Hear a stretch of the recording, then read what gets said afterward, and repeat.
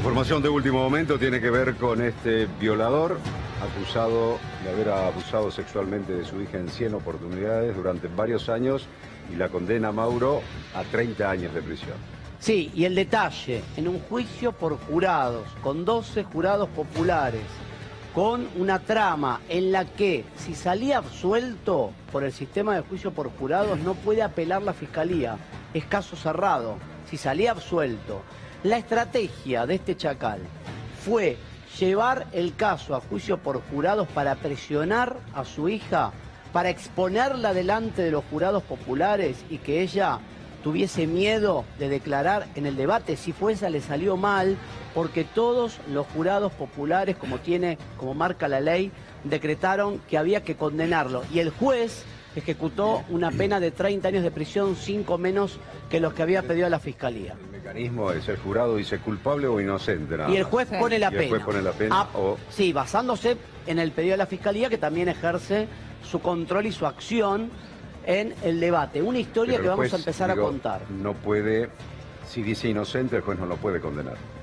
No. Si el jurado dice inocente, claro, el juez tiene que cumplir lo que cumple lo que dice el jurado. Aplica pena. pena. Ahora, el dato era, si salía absuelto se terminaba la historia. Un tipo que sometió a su hija, de acuerdo con la causa que vamos a empezar a desarrollar ahora, 100 veces durante 9 años, muy valiosa la labor de los psicólogos, en este caso el Departamento Judicial Morón, de los fiscales, y sobre todo la historia se desenmascara cuando la víctima se quiere suicidar y en el Hospital Posada se anima a contar lo que está. ¿Cuántos años tiene la víctima ahora? Ahora tiene 19, vamos a preservar su identidad, no vamos a dar ni un nombre. Y era menor de edad al momento de los abusos. Durante 9 años fue abusado. Terrible, terrible. Estamos en vivo con eso, Sí, ¿no? A ver, vamos con Néstor Néstor Dip allí con este tema. Néstor, buen día.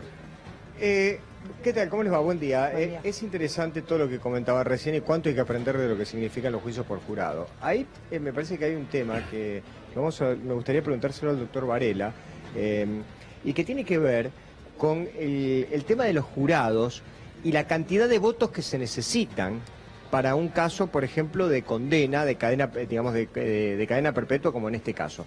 Lo que yo tengo entendido es que si son 12 jurados y 11 dicen tiene que cumplir cadena perpetua y uno dice que no, se cae automáticamente el juicio.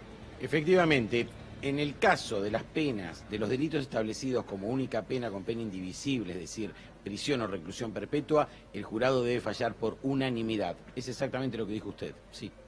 O sea, si hay uno de los miembros del jurado que en ese caso hubiese dicho, en este juicio, hubiese dicho, no, yo no estoy de acuerdo, tiene que quedar libre, o no estoy de acuerdo con lo que se planteó, ¿qué es lo próximo que hubiese pasado?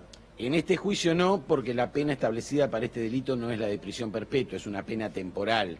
Así que en este caso necesitamos la mayoría que exige el sistema de juicio por jurado, que son 10 votos sobre 12. O sea, si 3 personas decían que no era culpable, ahí sí se iba absuelto. Claro. Se iba a su casa. Se iba a su casa, sí. Efectivamente, se iba a su casa. Bueno, así de drástico también es el sistema, ¿no? Y esto también para que todos lo entendamos y para que aprendamos un poco más de lo que significa el tema de los juicios por jurado. Si me permite, un reconocimiento que le quiere dar el equipo acá del doctor Varela, a la doctora Giselle Rima, que es la secretaria del juzgado. Dicen que usted ha llevado la peor parte, que es la que ha trabajado más que todos juntos, y se lo quieren reconocer, doctor. Bueno, muchas gracias. Sí, secretaria de la Fiscalía. La parte más difícil fue tratar con la víctima, porque cuando se inicia la causa ella estaba en un estado de vulnerabilidad muy grande, al punto tal que, como se había comentado antes, la causa no se inicia porque ella hace la denuncia, sino porque cuando ella lo cuenta, todo lo que estaba viviendo hacía 8 años, no tuvo una buena respuesta por parte del resto de su familia. Entonces, ante esa desesperación, con 19 años, ingiere 30 miligramos de ribotril y termina internada. Una chica, imagínense, de 42 kilos. O sea, podríamos no estar hoy acá. Cuando ingresa en la guardia, en el hospital de Ituzaingó, ahí el médico de guardia la entrevista y ella ahí rompe en llanto y cuenta que era violada desde los 11 años por el papá. Entonces, bueno, ahí es cuando se inicia la causa, que se convoca a la policía.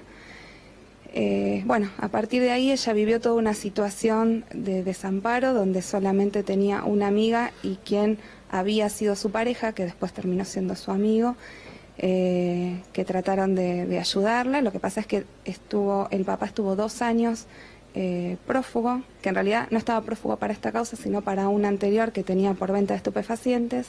Entonces ella tenía terror a salir de la calle porque él la llamaba, le mandaba mensajes amenazándola que la iba a encontrar, que la iba a matar. Nosotros desde la Fiscalía hace poco más de 1 año, o sea, lo que es la etapa de juicio, que empezamos a trabajar con ella, con la ayuda también de la licenciada Noelia Gazzano, que es la psicóloga, y lo que notamos en ella, bueno, al principio no podía ni siquiera hablar, así que hubo que trabajar ese tema para que ella pudiera exponerse ante un jurado que eran 12 personas, más los 6 suplentes, más el juez, el equipo de la defensa y nosotros.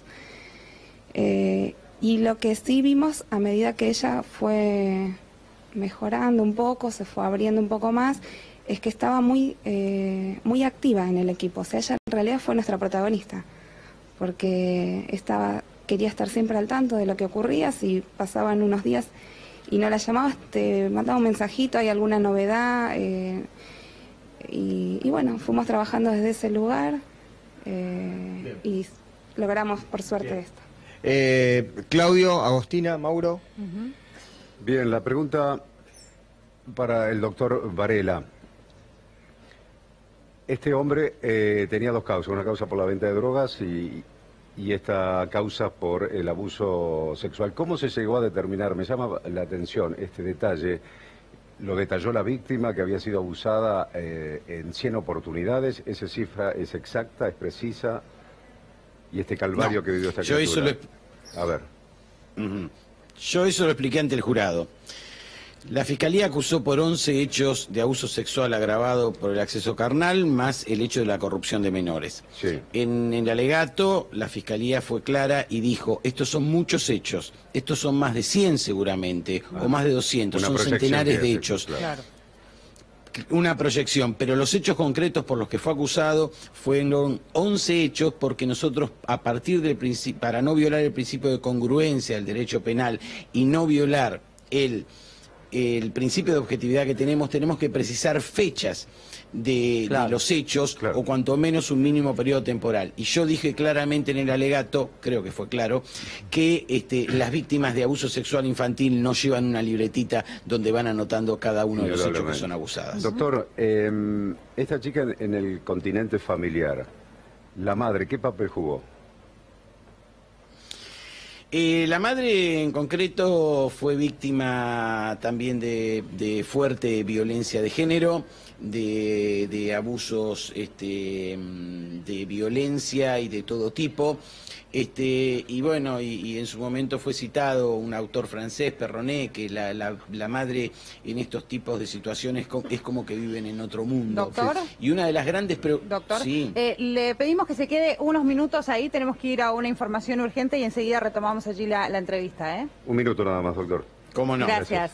Nos vamos en vivo porque está hablando la gobernadora de la provincia de Buenos Aires, María Eugenia Vidal, anunciando la expansión del boleto estudiantil. Cuando venía para acá pensaba que en días donde a veces aparece tanta confrontación, qué bueno que habiéndose consolidado un sistema universitario público en la provincia de Buenos Aires, nosotros podamos sumar ahora en esta etapa el boleto estudiantil gratuito para los estudiantes. Que, como decía Esteban, significa muchas cosas. Por un lado, es un hecho simbólico muy importante. Yo acá estoy mirando, lo tengo justo enfrente, a Pablo Díaz, para quien pido un fuerte aplauso, único sobreviviente de la noche de los lápices.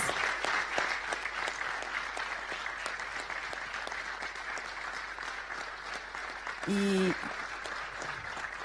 que además quiero contarles, sigue comprometido con la educación, porque él sigue trabajando por la educación, ¿no? Y poder mirarlo a los ojos 40 años más tarde y decirles, estamos saldando esta deuda. Los chicos van a tener su boleto estudiantil y que eso sea también producto del esfuerzo de todos, de las universidades a las que quiero agradecer que se están incorporando y con las que hemos venido trabajando, de los ministros del equipo que me acompañan, ministro de Educación, ministro de Derechos Humanos, ministro de Infraestructura, de quien depende el área de transporte de la provincia, también de los diputados y senadores que votaron una ley en la provincia de Buenos Aires para que esto fuera posible. Así que este es un derecho que nadie les va a poder quitar, porque es un derecho que está consagrado por ley en la provincia de Buenos Aires.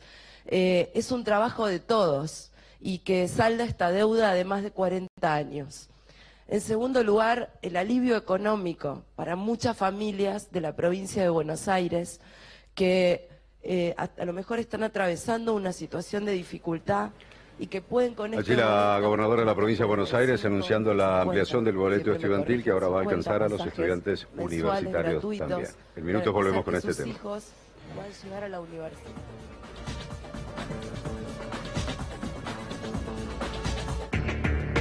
Bien, retomamos el caso de este violador que fue condenado a 30 años de prisión por haber abusado de su hija durante 9 años. Estábamos hablando allí tanto con la psicóloga, también con el fiscal. Nos estaba aclarando cuál era el panorama familiar, doctor. Es decir, qué papel jugó la madre en este caso, si era víctima también de este hombre. Sí, volvemos un poco al entramado familiar, como usted bien dijo. La madre era víctima de una gran violencia de género. La madre era víctima de golpizas y era víctima de todo tipo de cosificación por parte de esta persona, donde no tenía ni voz ni voto, y cuando intentaba esbozar algún comentario, era golpeada. Pero bueno, en estos casos aparece la famosa figura de la madre fantasmal, no ve, no escucha, no oye, hasta que un día se encuentra con toda esta situación denunciada por la hija a partir de un intento de suicidio, que fue la única forma que encontró nuestra víctima para... Sí. ¿Cuál fue la reacción de la madre una vez que la hija se enteró, digamos, se chocó con la realidad por la denuncia que hizo la hija? ¿Qué actitud tuvo la madre a partir de ahí? La actitud de la madre de inmediato fue acompañar a la hija, llevarla al hospital hasta que la hija reaccionó, la hija salió, la hija comenzó en el hospital Posadas un tratamiento psicológico y a partir de ahí la madre en esa dualidad y ese terror impuesto por este hombre, este terror a los golpes, a los varillazos y a los cinturonazos, como él dijo, que lo ponía en la casa, a partir de ahí empezó a revincularse ella con este hombre, hasta que este hombre fue detenido, hasta que empezamos a trabajar psicológicamente la situación y hasta que ella, la madre, empezó a ir a un terapeuta y le hizo ver su realidad. A partir de ahí, y no hace mucho, hará unos meses recién, que incorporaron a nuestra víctima al seno familiar y le creyeron que era lo más difícil que le pasaba a esta víctima. No le creían en el adentro de la familia. ¿Hay otros hijos en esa pareja? ¿O hermanas tenía la víctima, o hermanos? Sí, efectivamente la familia está compuesta por más mujeres y más varones. ¿Y hubo abusos sexuales en ellos? No han sido denunciados, han sido expuestos en el juicio. Este es un delito dependiente de instancia privada, y no estoy realmente autorizado por ellas a decir qué fue lo que dijeron, pero la conflictiva familiar era más que compleja. Doctor Zeta, le quería pasar la pregunta a la psicóloga para que nos cuente cómo es una víctima, sin dar nombre, pero cómo es tratar, abordar a una víctima de abuso sistemático de tantos años. ¿Con qué se encontró? Me encontré con una persona completamente devastada, aterrorizada, con mucha desconfianza hacia el otro. Se la acompañó durante el proceso principalmente porque iba a resignificar nuevamente lo que ella había vivido durante tantos años de calvario. Y el temor también a sentirse, no se sintió acompañada oportunamente o al comienzo por su familia, mucho menos, o al menos en su fantasía, pensaba que no iba a hacerlo por la sociedad.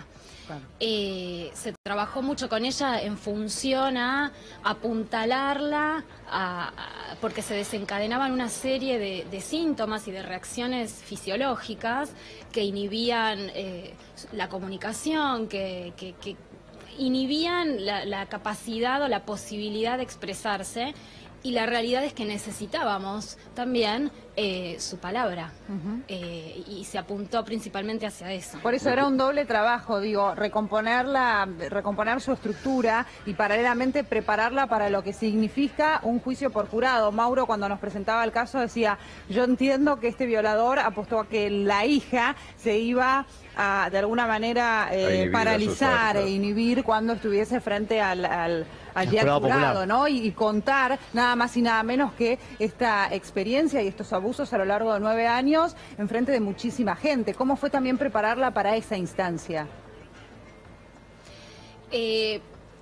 También lo que se utilizaron diversas estrategias. Yo tampoco quiero meterme en profundidad en el caso para no violar la intimidad de ella. En principio, poder conocer cuáles eran sus fantasías en relación a lo que es exponerse frente a un juicio por jurados.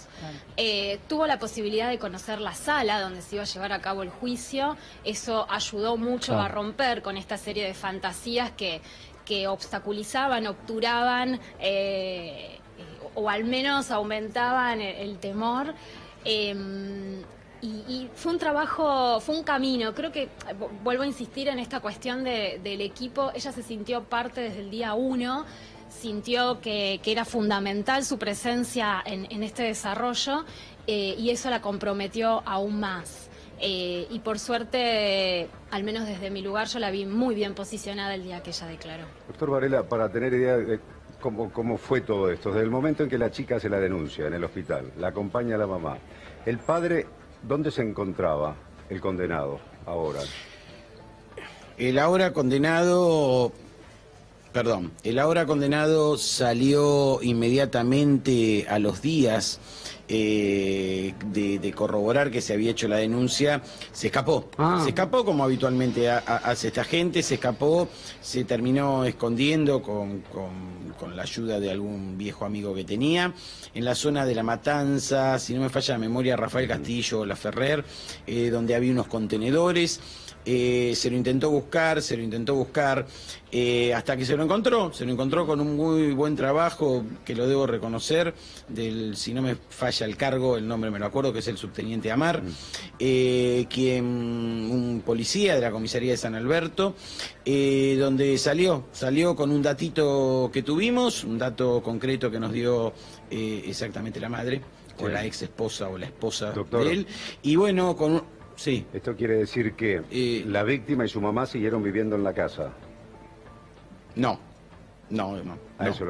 La víctima lamentablemente... entonces me equivoqué de respuesta, disculpen. El imputado se fugó. Sí. La víctima fue prácticamente expulsada de la casa ante la no confianza en ella, en lo que había denunciado. Pero espere, porque esto, mire, fíjese cómo funciona la mente humana. No es que no le creían. Ella había develado, ella había corrido un telón de un gran secreto familiar. No querían que se sepa en el afuera. ¿Y a dónde fue? Mire, fue a dormir a un local que funcionaba para un partido político, pero ahí durmió 2 o 3 noches. Después fue a dormir a la casa de una amiga, que fue la que la contuvo y la que incluso fue la primera que vio que había sido abusada. Y luego terminó durmiendo en La Torcasa, que depende del municipio de Ituzaingó. Y después se fue 6 meses a una casa donde fue, vamos a llamarla refugiada, pero donde prácticamente tenía que hacer los quehaceres domésticos para que le den el techo y un plato de comida. ¿Y ustedes tenían conocimiento constantemente dónde estaba la chica alojada? ¿Ya tenía contacto fluido con el equipo de trabajo allí de la Fiscalía? ¿O esto lo recopilaron después de toda esa información? No, sí. En ese tiempo había una instructora judicial, la doctora Vanessa Vázquez, que era la que tenía la permanente ubicación. Era la única, porque como le dijo la psicóloga, tenía mucho temor ella de que amigos del padre vinculados también al narcotráfico le hiciesen algo. Nosotros nunca perdimos el contacto. Igualmente, digo, el sistema judicial no prevé un lugar, un asilo para alguien que hace una denuncia de estas características y que tiene que estar boyando prácticamente tratando de salvar su vida, y a esto hay que sumarle todo el calvario y todo el trauma psicológico que llevaba esta chica. ¿No le dan un lugar? Sí, efectivamente existe el programa de protección de testigos, pero tiene que estar la víctima dispuesta a ingresar a él. Claro. En este caso la víctima no quería separarse de todo su medio, no quiso. Así que bueno, la acompañamos como pudimos y tratando de brindarle la mayor contención que pudimos, y por eso pudimos llegar a este juicio. Como dijo la psicóloga, es la quinta integrante de este equipo. En la primera entrevista que yo tuve le dije, si vos no declarás, el juicio se termina. Vos sos la única gran protagonista. Que lo puede llevar a la condena. Claro. Exactamente. Y quiero destacar también el heroísmo, porque la pasó muy mal. Créanme que la pasó muy mal. Ahí quería meterme, doctor. En ese tema quería meterme, aprovechar que está la doctora Barroso. ¿Cómo es para una fiscal mujer? No me acuerdo, Daniela, si sos mamá o no, pero digo, en términos de estar frente a una víctima de estas características, que puede ser o tu hija o tu sobrina, y tenerla y cuidarla y protegerla y que llegue al juicio y que no se retracte, que no tenga miedo. Bueno, ese sí fue la contención de la licenciada de Noelia, que nos ayudó muchísimo. Obviamente, durante el juicio, el interrogatorio fue mío, porque justamente soy mujer, en esto se pensó también. Cuando armamos el equipo pensamos en esta situación, pensamos en el conocimiento que yo tenía que tener previo con la víctima y generar un vínculo que surge naturalmente. El interrogatorio es muy difícil porque, a ver, una chica que ha vivido todas estas situaciones de abuso, donde obviamente se niega por una cuestión de defensa a recordar lo que no fue grato, y tratar nosotros desde nuestro lugar de que ella relate todos los hechos por los cuales venía la acusación fue difícil. Pero bueno, lo logramos gracias a ella, gracias a la víctima. Ella fue la principal protagonista. El vínculo fue bueno, por supuesto, pero la principal protagonista de todo esto fue ella, fue la víctima. Doctora, y a partir de ahora, ya está la condena. En primer lugar, ¿cuál fue la reacción de la víctima? ¿Qué les manifestó a usted después de conocer la condena? Alivio, ella sintió que valió la pena, que toda su lucha valió la pena, que fue escuchada y que le creyeron sobre todo. Eso es fundamental. Y bueno, empezar a vivir. Ahora sí empezar a vivir. ¿Y cuál fue la actitud de este hombre durante el juicio? ¿Indiferencia, arrepentimiento, la actitud, soberbia? Sí, totalmente. A ver, tal como dijeron los peritos, tal como dijo la licenciada Gazzano, tiene rasgos perversos y de personalidad, por supuesto, con lo cual es alguien que el resto es una cosa, y así lo demostró. Yo, desde mi apreciación, yo no soy psicóloga, psiquiatra, ni mucho menos, para mí no se le movió un pelo, realmente fue así, luego de escuchar no solo el veredicto unánime de los jurados, sino luego la condena de 30 años. Nada, como si no se hubiese dicho nada. ¿Y estrategia? Esa fue la reacción ¿Y la estrategia defensista cuál fue? Porque no me acuerdo haber verificado, declaró, negó los cargos. ¿Cuál fue la estrategia, si es que tuvo? Bueno, la estrategia de la defensa fue simplemente la de él. Negó los cargos y que esto era una confabulación por quedarse con la venta de droga o con la droga que había, el dinero de la droga que ¿Pero él quién mismo confabulaba? Reconoció.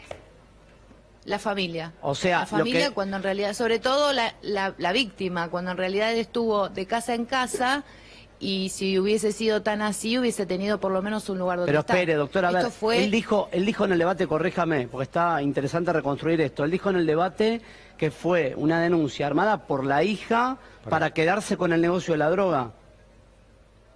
Sí. Ah, demencial. De alguna manera lo dijo total. así. Sí, tal cual. Demencial. Sí. Fuerte, ¿no? Porque ni siquiera el código, ¿no? Sí, no. El padre indujo Él habló... a la hija en algún momento, Sí. en todos estos años donde abusaba sexualmente de ella, al consumo de estupefacientes, de drogas. Él habló, yo repito lo que él dijo, él habló de el emporio de la droga, sí, él asumió que vendía droga en la familia, con su familia, con hijos menores. Sí, Digo, está bien, pero digo yo al consumo, no a la venta, sino al consumo de su hija, al consumo por parte de él. de la víctima. Sí, efectivamente, ya entiendo lo que usted está preguntando. La víctima dijo que la invitó varias veces a consumir droga con él, si es a eso lo que... Sí, como parte de la tortura, sí, ¿no? Claro. Sí. Que consuma con él, sí, efectivamente. Más precisamente agregando lo que dijo la doctora Barroso, que fue la que manejó este difícil interrogatorio en el debate, él habló de 1 kilo de droga enterrado en el fondo de la casa, que fue el que le sustrajo a la familia y los salió a vender. Nosotros estuvimos en la casa, acá no podemos estar hablando de que nadie se enriqueció con nadie, y esta chica la pasó muy mal, muy mal. O sea, él culpaba pero bueno, a la esa fue hija. su estrategia. Varela, él culpaba, para entender la cuestión de la droga, me parece insólito como argumento defensista, por eso lo quiero repasar. Él trazó una hipótesis según la cual le habían mexicaneado su propia familia 1 kilo de cocaína. Exactamente, ese es el resumen. Le mexicaneó su propia familia de adentro de su propia casa 1 kilo de cocaína que tenía enterrado en el fondo de la casa. Sí, eso es. Y de los abusos, porque vamos a suponer que esta hipótesis de defensa era tratar de desarticular la denuncia. Ahora, de los abusos, ¿qué decía? No sabe quién la abusó. Él decía, yo no sé quién abusó a mi hija. Negaba todo. Claro.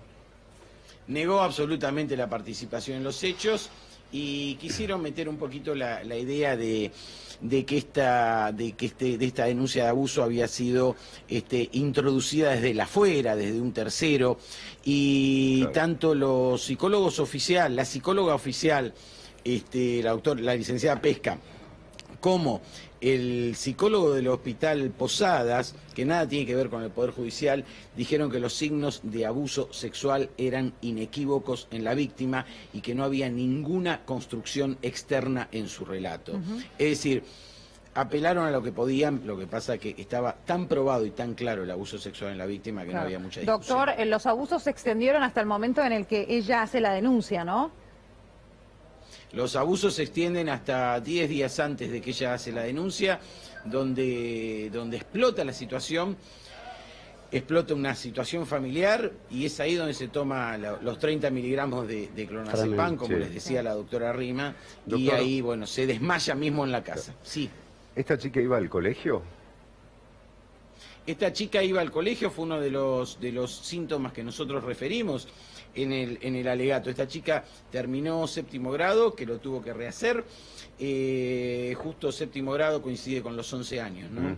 En el 2005, y después luego pasó por distintos colegios, tenía problemas de conducta, tenía problemas de adaptación a los grupos escolares, por lo que ella recién retoma un poco con el plan Fines en la provincia de Buenos Aires, alrededor de los 18 o 19 años, que es inmediatamente antes de la denuncia, y a partir de ahí es donde se vincula con terceras personas al que empiezan a advertir determinadas circunstancias raras en su conducta, como no poder salir a esa edad sin que el padre la autorice, y es ahí donde consigue salir a la luz todo esto. Digo, ¿cómo hay que perfeccionar a veces el sistema, doctor, en el sentido que si pasó por varios colegios ya en la escuela secundaria, ningún colegio, las autoridades del colegio, advirtieron un comportamiento extraño en esta criatura? Estamos hablando de una chica de 11, 12 años hasta que terminó el secundario.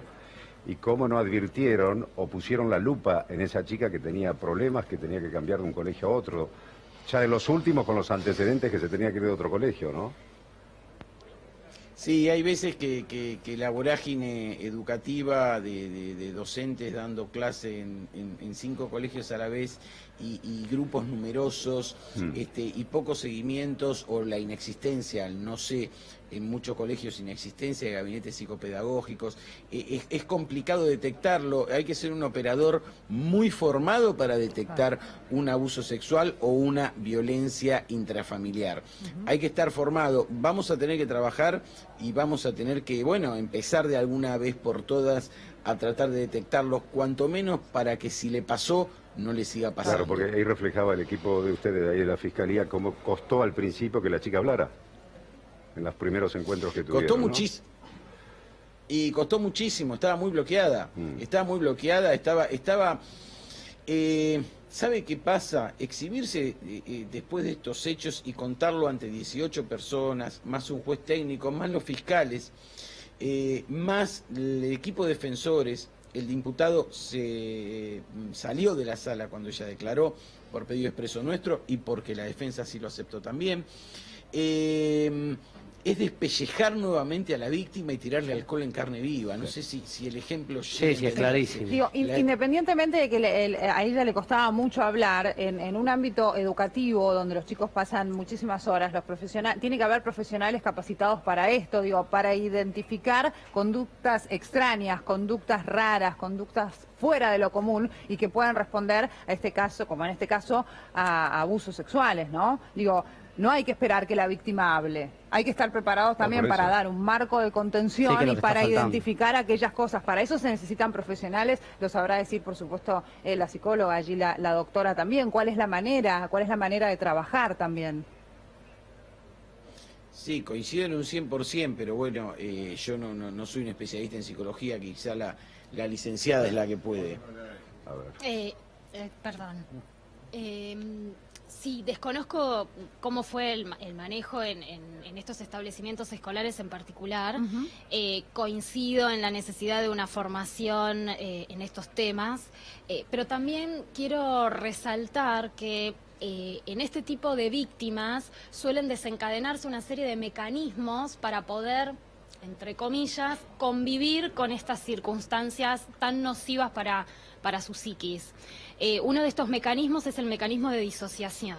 Son víctimas que conviven con el hostigamiento del otro, con la cosificación del otro, con la violencia permanente, pero al mismo tiempo, cuando cruzan el umbral de la puerta de su casa, tienen que aparentar ser personas normales.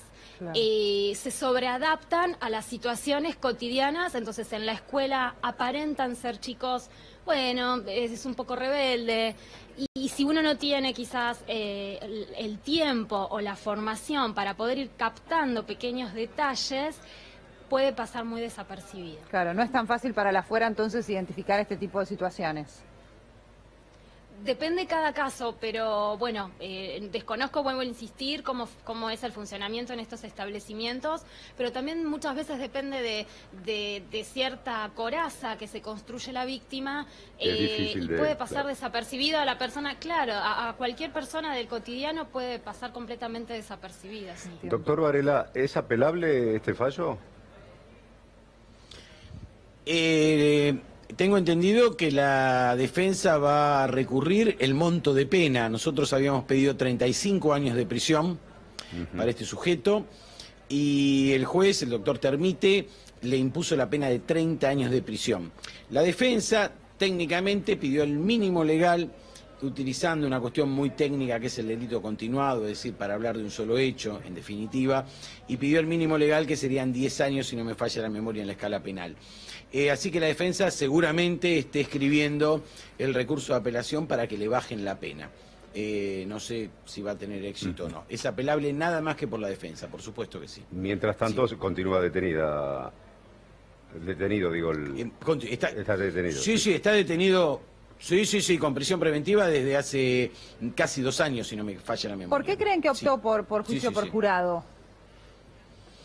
Optó por juicio por jurado por sus características personalitarias, creo yo.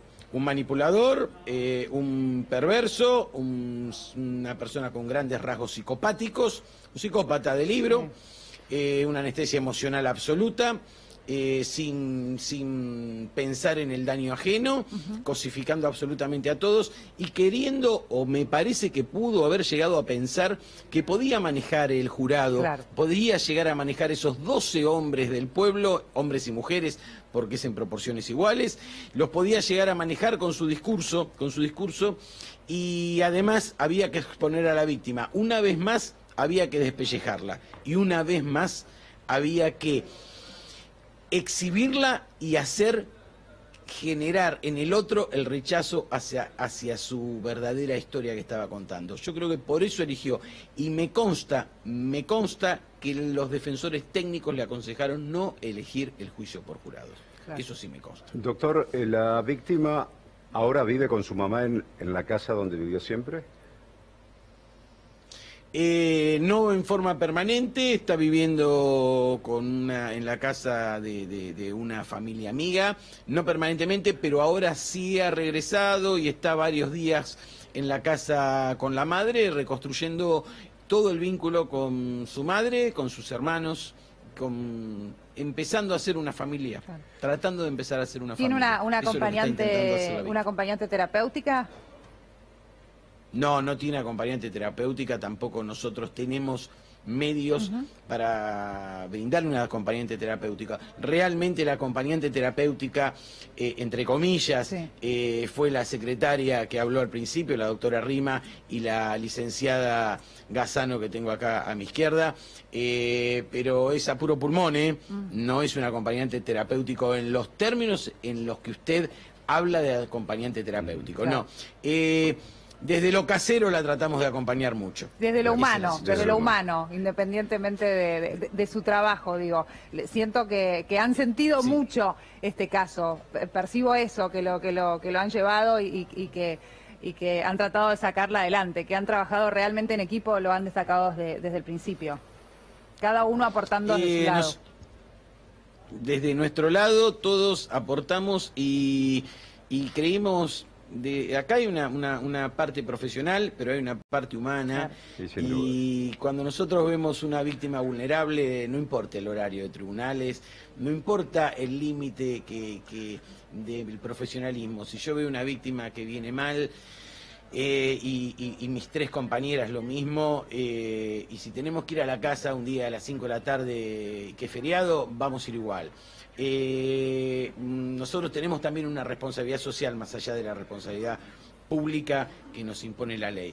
Y sí, la acompañamos nosotros, no hay acompañante terapéutico. Doctor Varela, fuimos en lo que pudimos. En usted y a todo su equipo, allí a los 4, solamente reconocer el buen trabajo que han hecho desde la justicia, como así también decimos las veces que los funcionarios judiciales se hacen mal las cosas y perjudican a la víctima. En este caso hay que decir que ustedes hicieron un buen trabajo, cumplieron con su deber y le salvaron la vida a una criatura hoy en día de 19 años que vivió un calvario durante 8 años de su vida y que va a tener mucho por hacer ahora para tratar de superar eso. Así que nuestro reconocimiento al trabajo que hicieron allí, en silencio, y el condenado está donde debe estar, en la cárcel, y Dios quiera se recupere. Esperemos que siga ahí. Así es. Néstor Dip, también muchísimas gracias. Gracias a todos. Gracias. Nosotros también. Muchas gracias y nuevamente gracias a la víctima por habérsela jugado y haberse mantenido. Con tan solo 19 años. Gracias. Gracias. Hasta luego. Muy bien.